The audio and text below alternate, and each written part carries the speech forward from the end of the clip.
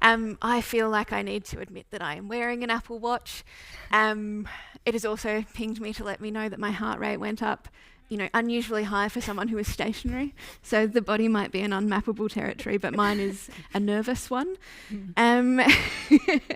So thank you so much to both of our speakers for an amazing series of talks. And I think there's a lot for us to talk about and through. And thank you also to the audience for pulling in a few questions. Slido is still up on the screen, and you can keep adding them in, and I've got them open in front of me. But as moderator, I'm going to take the privileged position of starting with my own question. And I think the through line that connects both of these talks for me is the role of data, the role that it plays, the value that it has, and the purpose that we use it for. I think we've had a really excellent introduction from Ruby about how to maybe think more critically about that. And then from Christen, an incredibly useful grounding in the kind of the utility, I guess, of data for arts and culture in Australia and the kind of data that are currently being collected and used in Australia from a policy and an advocacy perspective. And I want to kind of try and meet somewhere in the middle. So my thought then is that whether we like it or not, quantified metrics are kind of central to how we think about the sector, how we understand our sector's behaviour and the kind of outcomes that we get from it. And so rather than a individual made up of fragments of sleep scores, heart rates, or productivity windows, I wonder if we can think about the sector as a individuated sector made up of things like number of tickets sold, bums on seats, bodies through, biometric scanners, etc. And so Ruby, I'm wondering if you might kick us off with how you might think about levelling your analysis of the individual up to the institution or the sector, and if that framing feels useful to you. The individual and institution have very, very different aims. You have to deal with the entirety of a population, grants being administered. I'm much more interested in how individuals deal with technology and how they can live, I think, the most free and interesting lives with the new devices they have. Mm-hmm. So I'm a moralist at the individual level, but I'm quite interested in how institutions can utilize all the tools they have to be the most, effective in their task. I think as a, citizen, I'm very interested in knowing that my institutions and the things that I vote for and pay for are effective. But I'm also very interested in people kind of breaking free from that, from the rationality of what I expect from an institution. It's very interesting. I think it's you have a very difficult job in identifying impact because that remains somewhat, you can maybe see seats or how many people are viewing the videos that are being presented. But there's an ineffable quality to a person who watches a dance video and is like, that's sick. You don't know that the person thinks that that's sick. And that may, the fact that 1,000 people may think that, I think is worthy of a grant, is worthy of attention, is worthy of a report, but it's very, very hard to capture. I like to say that statistics apply to populations and not individuals. And so useful to understand groups of people, but they should not be reduced or to constrain the behavior of a single person. Mm-hmm. If statistically something is bound to happen, I believe in the grandeur of free will, and you can break free from any statistic you want, fundamentally. So, hopefully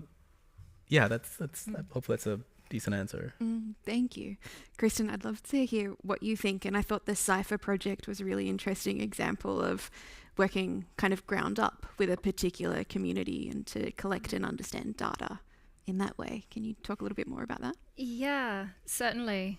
So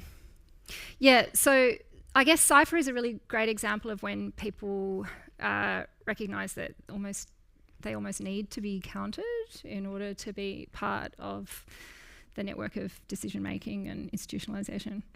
I'm not sure if they would put it that way, but I know there's that phrase, something like, if it doesn't get measured, then it doesn't get funded, or there are versions of that. And I guess I think that we all are conscious that we're living in an age of data. Data is really valorised and it's become increasingly central to the way in which we live. And that's because of technology, right? Because it produces all of these metrics, which is everything you're talking about, how we've slept. Yeah, that was just an absolutely thrilling project to see the Cypher team and the street dance community that they represent see themselves. I think you said, Ruby, something about reflection rather than, I don't know, was it reflection rather than measurement, or how we could use data in order to better understand. And, you know, we've been, it's an intellectual exercise as well, I suppose, through which we can better understand ourselves and the ways in which we could be better, which I know is that kind of optimization critique, or the critique of optimization thinking, which I'm really conscious of. I'm thinking about it while you've been talking, Ruby. But there is part of that, and that's part of the accountability thing. So we've got a really important report that we do every few years, and we're about to publish the next one. It's called Towards Equity, and it looks at all the demographic factors that make up the arts community and the boards that do the decision making in the arts community. So it's age, it's cultural background, it's First Nations, it's gender and sexuality and region and metro, like geography as well. But it's always a really difficult report to put out because it's all numbers, it's all metrics. It's a whole lot of data sets brought together, which feels like some kind of symbolic violence. It is actually, it's more than feels like it is, to reduce these identities and these people to numbers. But if we don't put that out and if we don't track it, then there will be no accountability and perhaps no change in the demographics of the arts community, which often just kind of tends towards, middle class white people. So I think I really appreciate your critique, Ruby, and the tensions that exist within the work, but I think we have to work with them and through them. Listening to you talk about your experience in the Rijksmuseum with Friend. As head of research in a museum, I did have a small part of my brain go, oh gosh, that data would be so interesting to understand, like, what kind of questions are these people asking of their experience with an artwork. And some of the questions coming through on Slido are really around, like, what are the tools for resistance to kind of move against and to combat some of the surveillance capitalism, I guess, that you're identifying and outlining here, Ruby. And you offer up rhythm analysis as a kind of tool set for doing that thinking. I wonder if you can expand on that a little bit more. Like, what does that look like in practice? So one of the things that I wanted to show today, I just didn't have the time to finish it. There's an open source project called ACMI, which is a similar sort of listening device you can build yourself, and you can also build the interface you want to use. I'll have it done by the end of next month, God willing, but I'm very interested in utilizing the affordances we have to push the things that, personally we believe in. With ACMI, you can ask these questions, have these reflections, and essentially have a mind map of, like, the things you think about. And that becomes, once again, like a reflective process. And it's less about the number of questions and more about, like, understanding the way we think. And this is really just because the technology is out there and we can do that, and you can just buy the parts and it's fairly easy to do. And so that would be an example of rhythm analysis, the rhythm of thoughts, the rhythm of how we think when we encounter, whether it be paintings or objects or people. Less in this philosophy of replacement. There's something very solution oriented in a lot of these products. It's like, okay, friend, you are potentially alone, or you're feeling a bit lonely, you can use it as an ersatz, as a replacement. No, I think it should turn you towards the other, and I'm very interested in utilizing technology and the new things we have to keep on doing that, essentially. And surveillance, I mean, unfortunately, as soon as we choose to outsource the making of these devices, we lose that control. Right? And so that's why projects like ACMI are interesting. That's why, this idea of, like, vertically integrated technology or individual technology is very interesting to me, because I think it is going to be a sort of new form of sovereignty. And Paragonde, of course, is another example to understand time. But I think there's a whole lot of things to be understood about ourselves that are not for optimization, but just to, like, know ourselves better, which is a sort of, practice we've been doing for thousands and thousands of years.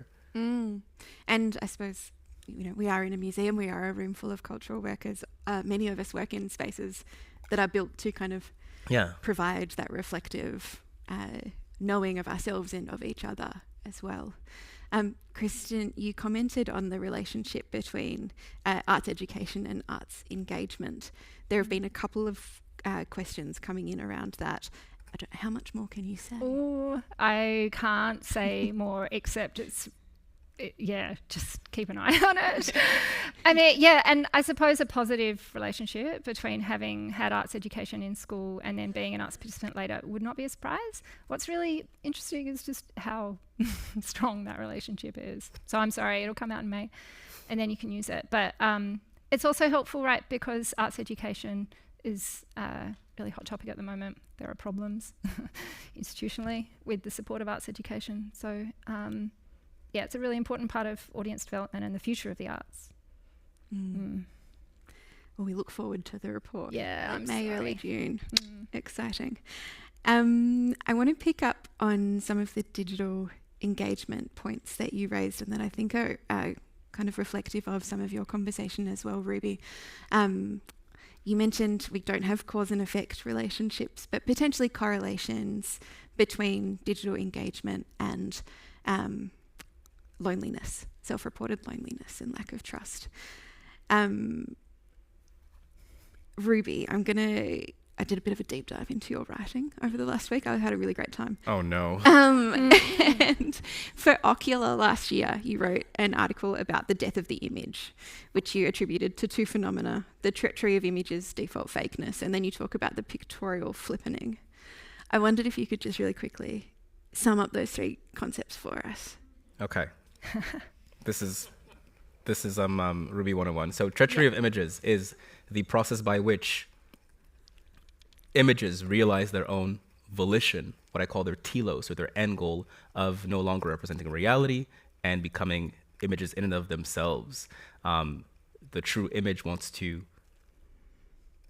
free itself from the shackles of representation.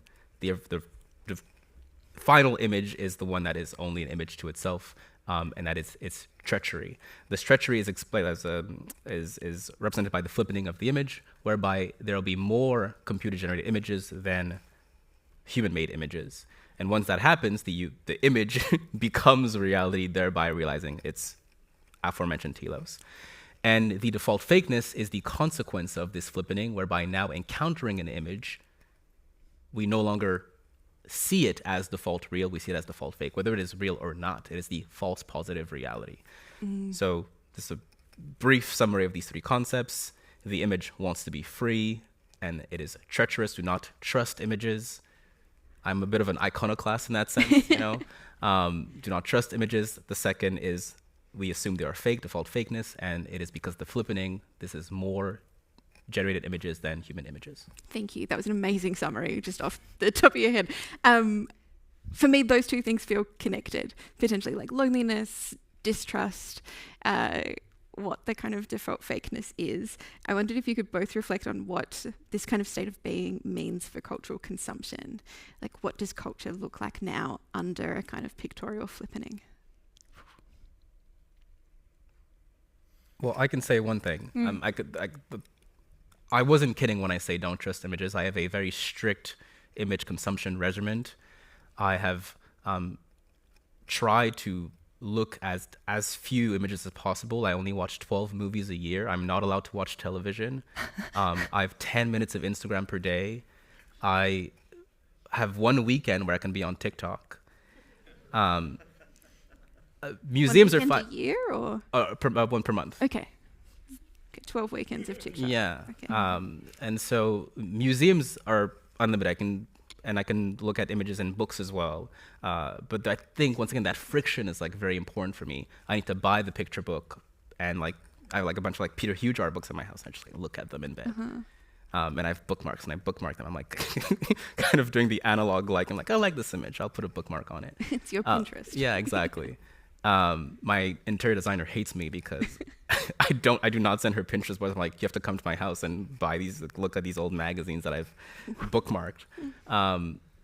So yes, very important to resist the lure of the digital image and to try to refrain from interacting with it. That's what I'm trying to do. In that same Ocular article, you go on to say that maybe the pictorial flippening is pushing people more towards the real. As you say, you've got your media consumption rules, but you cite a statistic around Broadway attendance for live theatre increasing. And I'm curious, Christen, whether that is something that we see in the Australian context. Oh my gosh, as well. I was still thinking about your previous question. And then I thought you were talking to Ruby. Do this one too. Yeah, I was just reflecting on we did a whole lot of research last year on music and the personalisation of music consumption and how, there are a whole lot of consequences for that that come with that. But I guess through digital tech, our consumption of the arts and creative content is so much more personalised. And so we can see how loneliness as a theme might come through. But then, of course, it's so networked. Really interesting. Yeah, there may not be contradictions, what we're seeing in that report I mentioned about online digital creative participation, loneliness and trust. But interesting to see loneliness coming through, which to me kind of sits alongside, this really individualized, individuated personal consumption of something that has algorithmically been fed to you based on your preferences, that might sit alongside loneliness. But then we also are seeing trust in digital networks. So there are new forms of sociality at the same time. So that seems contradictory. Perhaps it is, or perhaps it's not. And there's just a new kind of formation of social relationships that are, enabled by these ways of watching, ways of consuming. And are we seeing a rise in physical engagement or a rise in digital engagement? Do we know? Physical engagement is steady. Okay, that's another kind of sneak preview on the next National Arts Participation Survey. But there are a whole lot of quirks and caveats to that. But something that we certainly saw in the last Arts Participation Survey, which is published, is that young people in particular, even though they're the most likely to attend, are also the ones most likely to say that they miss live events and they feel sad about not being at live events. The melancholy seems to come as well. Yeah, so interesting. I have a lot of questions about your media consumption rules as well, about especially the unlimited books. I'm interested in the kind of hierarchy of cultural consumption that you're buying or not buying into, establishing there. Yeah, I mean, the books I like to be quite intentional with everything that I do.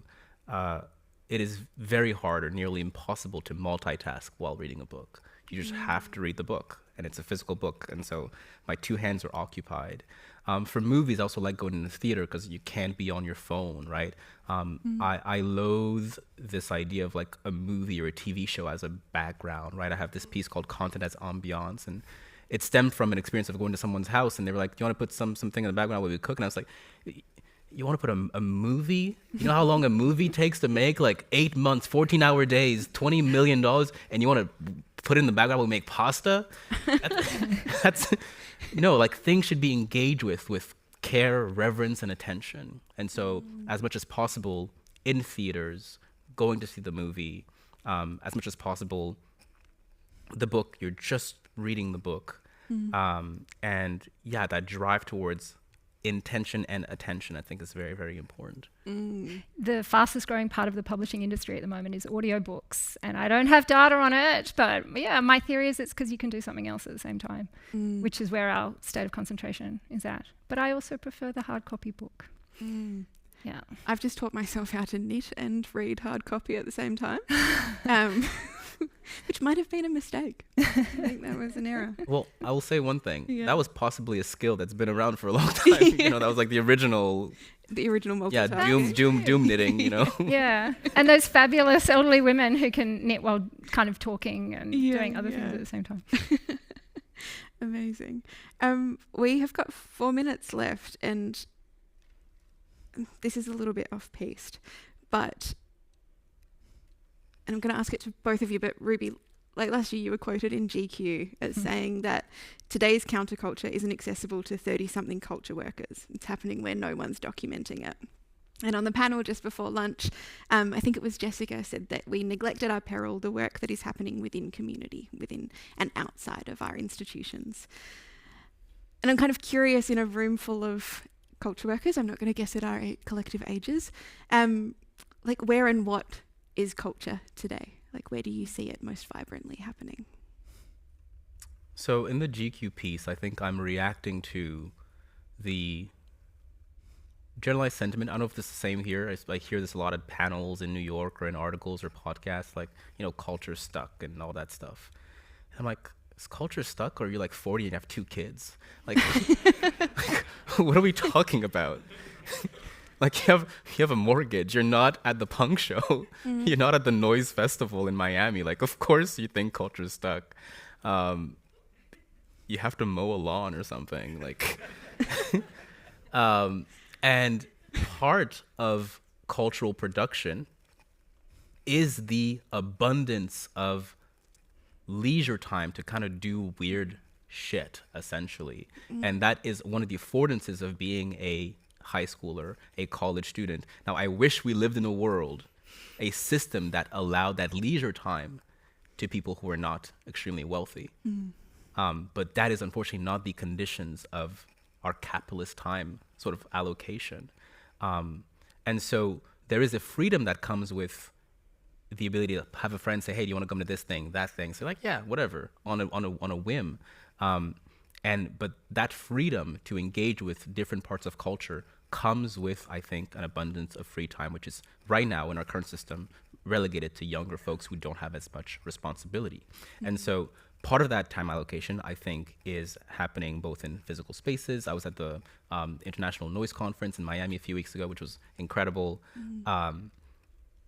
But also in virtual spaces. Once again, if you have a mortgage, you're not on Roblox probably, and you're not in Minecraft servers, you're not in Discord servers because you have other things to do. But I mean, there are so many wonderful digital communities. I'm a cyber ethnographer. It's a big part of my work is spending time there and seeing what people are making. And that's everything from specific meme-based communities all the way to specific people who are joining on specific aesthetics or cores and just talking about that. But it is a great expression of just adolescent or the time we have in young adulthood to just kind of talk about to people about this thing or that thing, or consuming a bunch of albums, music, movies, and discussing it with your peers. And I say it kind of glibly, but I think it comes with the time that these kids have to do that, and the ability that they have to find the community they need to be in. But if you work at GQ, I think it's harder to find those communities. Yeah, totally. No offense to GQ. I think about that a lot as well, time, but also relationship to security. Like, in order to create, you need to be able to take risks, and the capacity to take risks is so constrained, I think, at the moment, certainly in the societies that I move within. And time is so important, I agree. But I also agree, I see it in vernacular culture. I've got kids and just seeing how they interact. But I think from the perspective of my job, the projects over the last few years that I found most exciting and kind of affirming about the work that we do to support the arts have been like the Street Dance Project. Another one was graphic storytellers, comic artists, and we just last week launched a website called Folio, which is all of these comic artists from around Australia.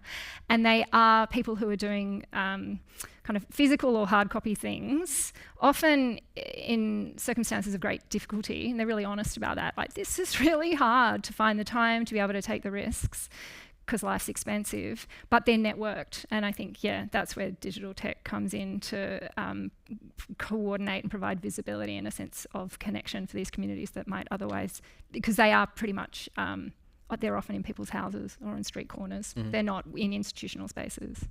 Incredible. I think we might end on that note. That's really nice. We're going to take a quick break now, so please take a stretch, have a chat, and make sure you're back in your seats by 3:30 for our final session of the day. But before we move, please join me in thanking Ruby and Christen for their amazing talks. Thank you. Thanks, Indigo.